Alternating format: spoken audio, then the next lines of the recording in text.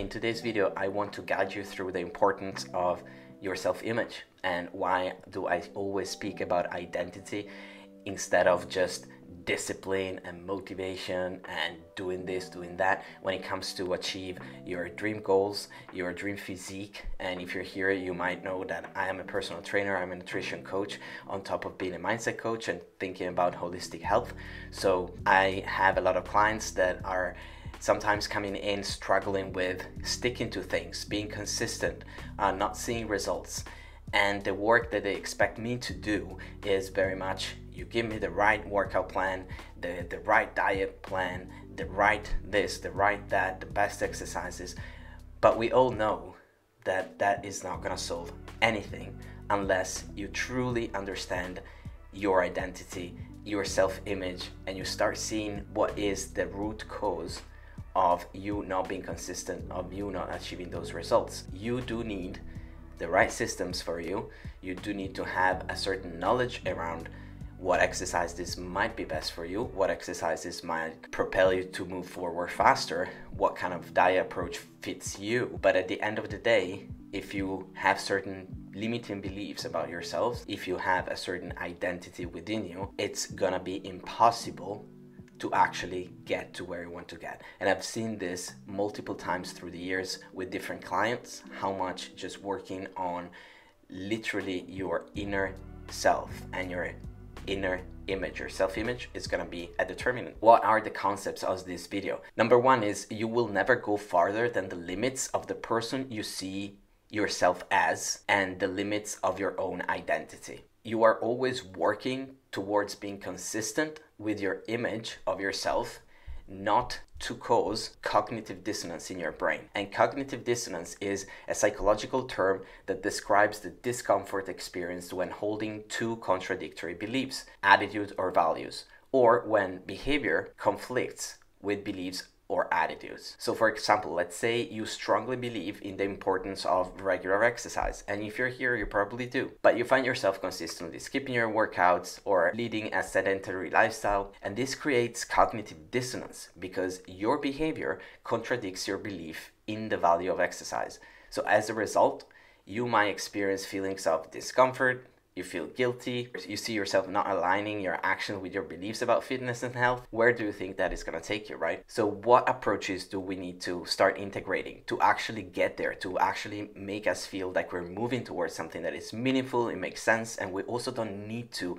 keep being disciplined and using the hard force, but literally just being and then getting things. So we want to change our identity first. Who you see yourself as, you need to change that first, and then the external reality will match that. Sounds woo-woo, sounds crazy. For many of you in here, if you're not used to the personal development world or you've never heard of these concepts, this might be a little bit outside the box. But follow me and trust me, it's gonna make a whole lot of sense. Do we start habits first or do we start working on our identity first? And starting working out, for example, it's easy in a way. For many people, you know, I gotta work out. I'm gonna take a gym membership, I'm gonna go for a walk, I'm gonna go for a run. But you are doing that and you're not seeing yourself maybe as a fitness person. You're seeing yourself as, I'm not a fitness person, but I really need to work out to reach those goals. So I'm gonna put myself in that position of having to work out. There is a difference if you start working out, but you don't see yourself as a fitness person versus if you see yourself as a fitness person, someone that values health, someone that loves moving their body, and then working out will just feel different. It's going to be an organic, natural, effortless consequence of you leading the life based on your values. I need you to understand one thing. Right now, watching this video, I want you to take your past and see it as that is your past. It's no longer relevant in anything that you're gonna do from now on. It's not a set identity. It's not a post-it patchwork that you put on yourself. What happened in the past, who you've been in the past, what you experienced in the past is not your identity necessarily. Then again, it is a set of events, it is your experience, and that can teach you certain things about yourself and can lead you to make different choices or bring you on a certain path, but does not determine who you are And if something happened in the past, I'm gonna make some more videos about that and how to let go of that and reimagine your identity. But for this video, just take your past and put it in a box. I have a lot of lessons from it. I take those lessons, I take those teachings, I take that experience, which is a very valuable thing, but it's not determining who I am. So here's my biggest takeaways from The Big Leap. Lesson number 1 is we're constantly self-sabotaging to limit the amount of happiness, freedom, love, and abundance in our lives because of old programming we've created for ourselves. The book centers around the concept of what Hendrik calls the upper limit problem. The short and sweet explanation is that most of us humans have some preset limit to how much abundance, love, happiness, and success we're willing to accept in our lives. You can call this a preset thermostat for how high we're allowing ourselves to go. And when our current situation starts to push against that limit of what we believe we deserve, we take actions, either consciously or unconsciously, to bring ourselves back down to that thermostat setting where we're comfortable and familiar with. The most common upper limit problems are number 1, fear. Number 2, self-sabotage. So put in simple words, the author defined the upper limit problem like this. If you don't know it's okay to feel good and have a good time, you'll do something to mess it up when things are going well. So everybody does this one way or another. And we've even built it into our societal and legislative systems. As an example, Hendricks explained, we humans have a long and wonderful history of transcending our beliefs about what's possible. In the early days of the steam-powered train, learned scientists urged capping the speed at 30 miles per hour because they believed that the human body exploded at speeds greater than that. Finally, some brave people risked going beyond that limiting belief and found that they did not explode. I think we are approximately at that same stage of development with regard to our ability to feel good and have our lives go well. Hendricks opens the book and continually encourages readers to return to that question, am I willing to feel good or have my life go well all the time? And this has been extremely powerful for me. Back then, when I was suffering from depression and I was diagnosed with bipolar disorder, and I saw my life as this excruciating battle, and I saw actually value, or I had a certain weird pleasure in identifying with someone who was struggling. Why? Because personally, I loved reading. I have a love for literature, and a lot of those tormented poets, a lot of my favorite authors were actually quote-unquote tormented souls. And I thought that being creative, bringing meaning, bringing beauty, seeing beauty in the world was very much attached to that. The second I kind of understood and looked in the eye what the darkness in me was giving me, even if I maybe told everybody, I could see how damaging it was. I could see this is not the way I want to live, but I couldn't let it go as easily because it fed some part of me that was important to me. So I want you to ask yourself this question and just feel in the body what happens to your body if you ask yourself the question, am I willing to live a great life? Am I willing to feel good and have my life to go well at all times? Maybe a little bit of resistance is already coming to the surface. It doesn't sound good, it feels weird, it feels like you don't deserve it. There might be some resistance, and that is gonna be key for you here. Lesson number 2 is there are 4 barriers to success we create through unconscious, pre-programmed settings early on in life, and these barriers stop us from living in our what he calls zone of genius. And he says the upper limit problem that is the only problem anyone really needs to solve in life. The ULP is the universal human tendency to sabotage ourselves when we reach the artificial limit we've created for ourselves. It's caused by a too low thermostat setting in our ability to achieve and enjoy ultimate success. This thermostat usually gets set when we're very young, too young to think for ourselves rationally, when our mind is taking everything in, so when you're a little kid, and we take it with us as we learn to dream bigger, constantly bumping up against the ceiling we unconsciously created early on. So we keep finding ways to bring ourselves back down to this old setting. And these unconscious or subconscious settings usually transform into one of 4 different barriers to success. Number 1 is the false belief that we're fundamentally flawed in some way. that we're bad. So we sabotage our success because we think we don't deserve it.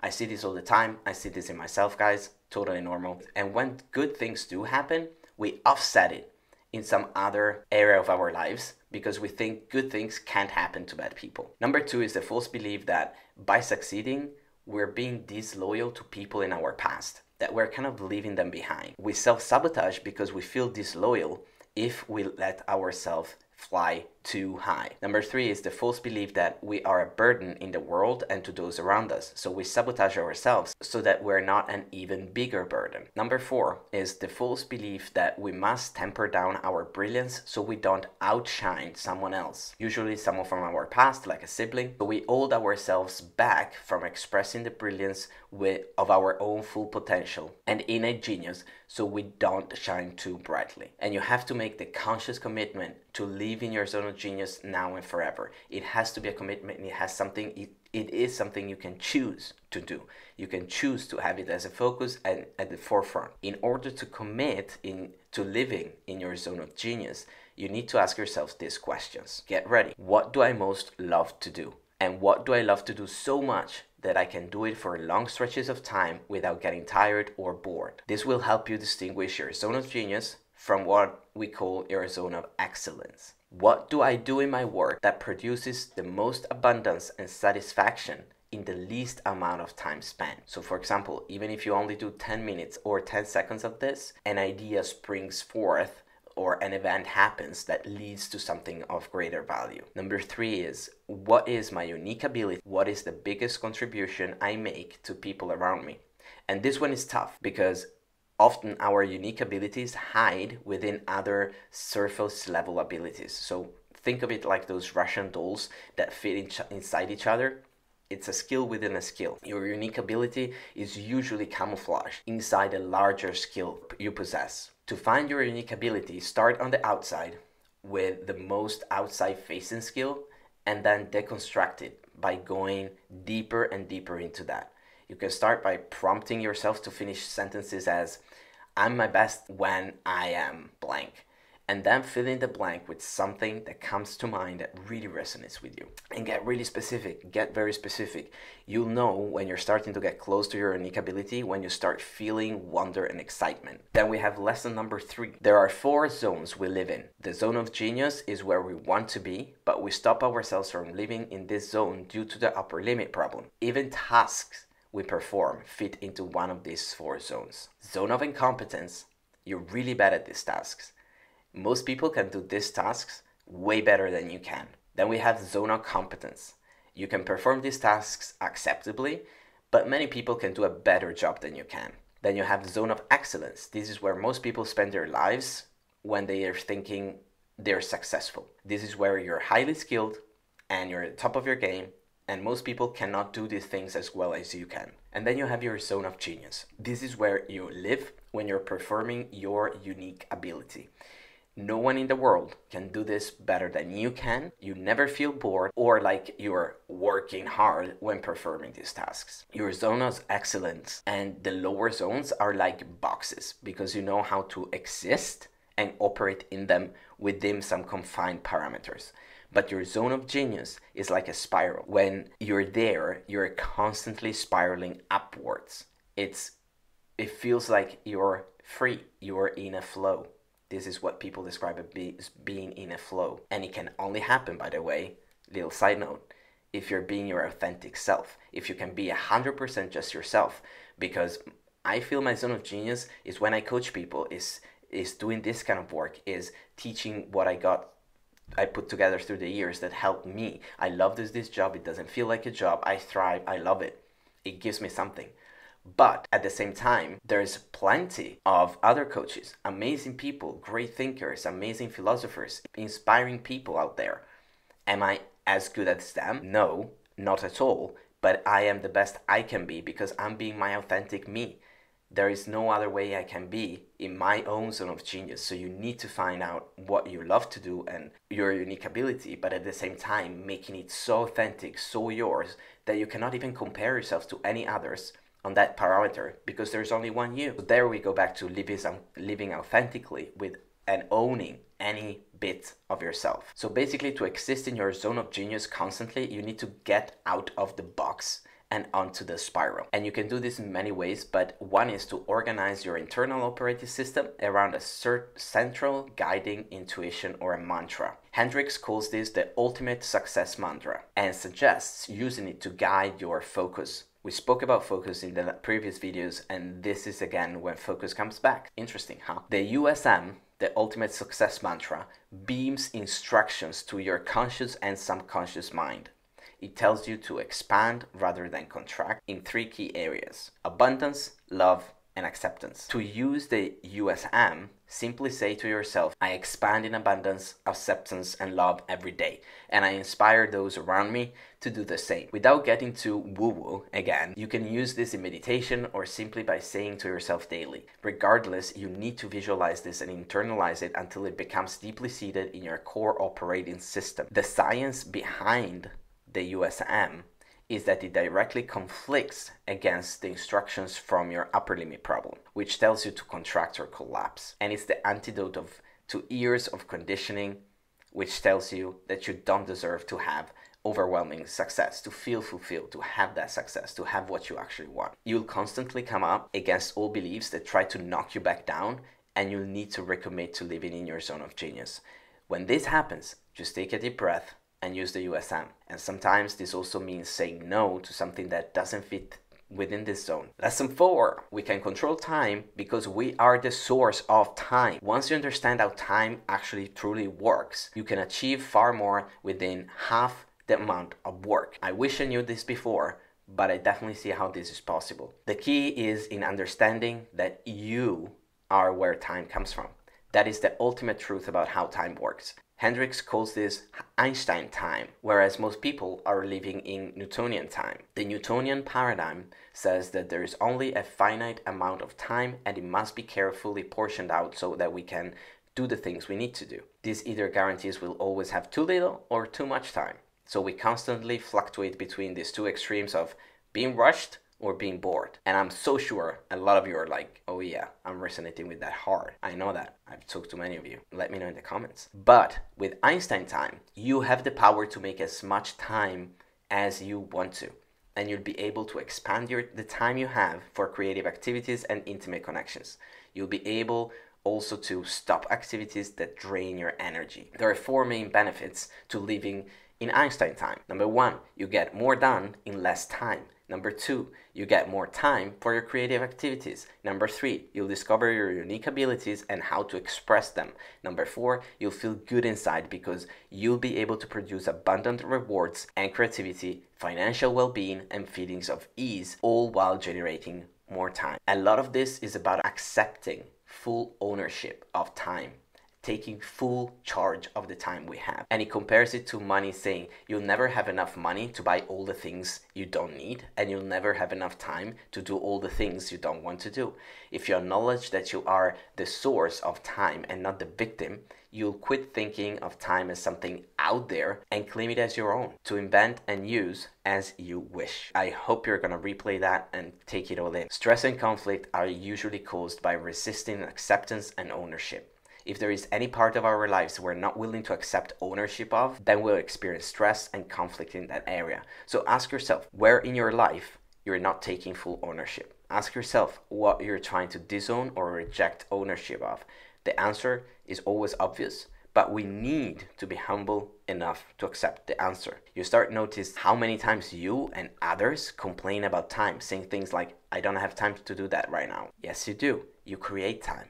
You just don't want to. So instead, we tell this polite lie because we want to avoid the blunt truth of the matter. So we're not too blunt with people around you. But do stop using time as an excuse. Make it about your personal choice. I'm choosing to do something else. It's a choice. It's not because I don't have time. It's because I prioritize different, because I need to take care of other things. It's because I see that this is the best thing that I am to do right now.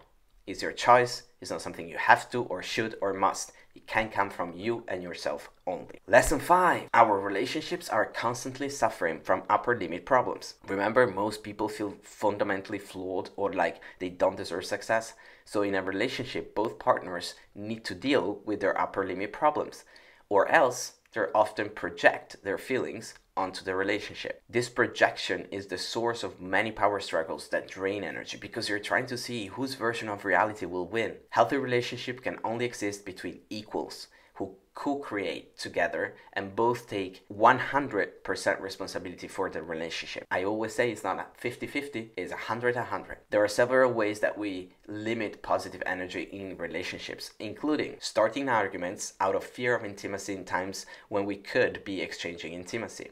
Number 2, withholding significant communications. Your problems are going to always be solved by having a conversation, most likely, with everything in general. More about this in future videos probably. Number 3, needing to control or dominate the other person or have them dominate us. So binge eating, deflecting compliments, holding back on communications, drinking too much. These are all ways where we limit the love and positive energy in our relationships. And when we open up to more love and positive energy, we flush our system of old programming so that we can accept more abundance and happiness in our lives. And Hendrik suggests that you make sure you take plenty of time and space for yourself apart from your partner to nurture the independent part of yourself.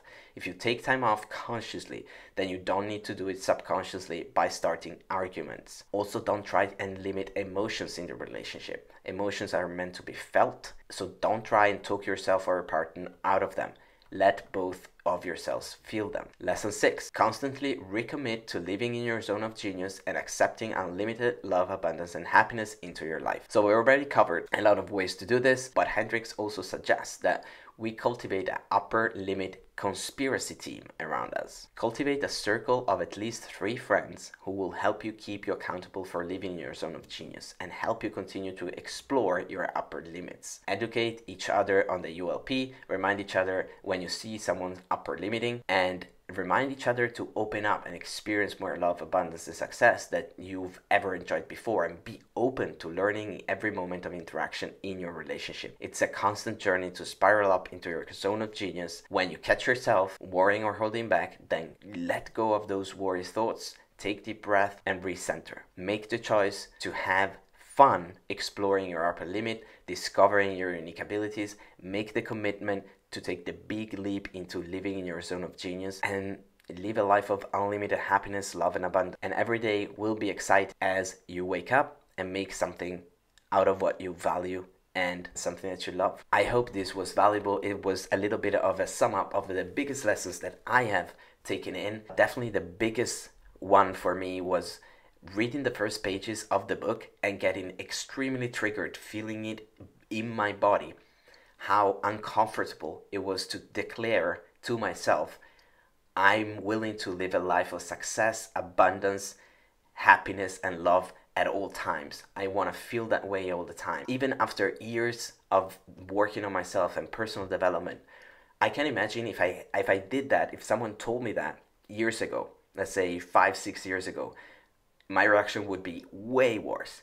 So I'm already very conscious that I moved a lot to come to a place where I can accept that. I understand it's true, but I can also feel the resistance. But if you feel in your body something that it's just, you cannot even make yourself say it, you cannot even accept it, it just feels icky, you want to like take it off as an uncomfortable wool sweater that I never particularly enjoy. If that is the case, that is a very interesting journey you can be on. And I remember how once I asked myself many years ago, what was depression giving me? What was having bipolar disorder or saying that or living in that was giving me? And the answer was extremely insightful for me because I saw that there was a lot that I was getting out of just owning that. I could give myself excuses. I could tell myself I'm tired or I have these symptoms. I cannot deal with that. I could have others take care of me if I felt low or in energy or sad or bad or had an episode. I could have people come to my rescue and I would feel less alone. I would feel that I was supported, that some people were there when I needed them, that I could be taken care of. And I really had to reprogram my mind into understanding how much of that I can give myself and I can get in other ways. Because otherwise, I'm going to be that tormented artist, that tormented author that I kind of always dreamt about. But it's not really a life that is for me. It might be for you. I'm not sure. I'm pretty sure it's not. But, you know, if you like this video and you find anything that inspires you in what I say, then please let me know in the comments down below. I would love to hear your opinions. I would love to hear your own experiences, connect with you. And yeah, that was it for today. I hope you enjoyed the video. Links down below to grab the book if you want it. Highly recommend it. Great read, very, very insightful. And yeah, let's go live in the zone of genius.